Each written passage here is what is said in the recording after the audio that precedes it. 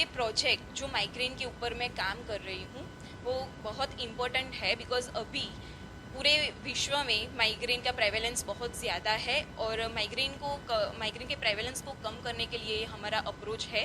Migraine की drug basically short acting रहती है और माइग्रेन अटैक का रिकरेंस बहुत ज़्यादा रहता है, तो डोजेज फ्रीक्वेंसी एक हम कम कर सके कि एक दिन में ही 3 या 4 डोज से के अलावा हम 1 या 2 डोज से पेशेंट को ट्रीट कर सके।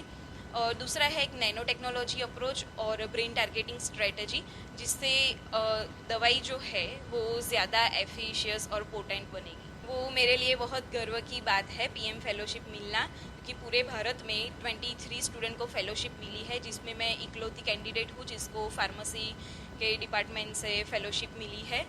और मेरे मेंटर कृतिका सावंत मैम का पूरा गाइडेंस मेरे साथ रहा है, तो ये बहुत हमारे लिए बहुत गर्व की बात है।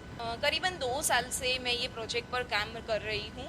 कभी अप एंड डाउन फेज भी रहता है, पर वी विल डू इट। काफ़ी मदद रूप रहेगी, क्योंकि ये जो आधा शीशी या माइग्रेन हम बोलते हैं वो हमारे थोड़ा रिसर्च के हिसाब से स्टैटिस्टिक्स अगर देखा जाए तो नियरली 50 to 60% लोगों को हेडेक की समस्या रहती है और उसमें से 25% लोग माइग्रेन से पीड़ित हैं।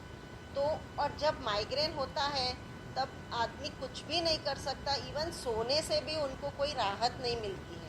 दवाइयाँ हैं लेकिन उसकी साइड इफ़ेक्ट्स काफ़ी है, वो महंगी भी काफ़ी रहती है और उसको लंबे अरसे तक लेना भी पड़ता है।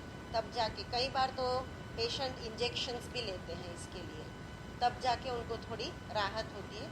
लेकिन धूप है या काफ़ी ज़्यादा नॉइज़ है तो उस वक्त फिर वापस कभी भी, या मेंटल स्ट्रेस है बिकॉज आजकल लोग स्ट्रेस में बहुत रहते हैं, तो स्ट्रेस अटैक से भी माइग्रेन एकदम माइग्रेन अटैक्स आ सकते हैं। तो अगर इस सिचुएशन में हम पेशेंट्स के लिए कुछ अच्छा, कुछ बेटर दे पाए तो मुझे लगता है कि हम बहुत अच्छा कुछ कर पाए।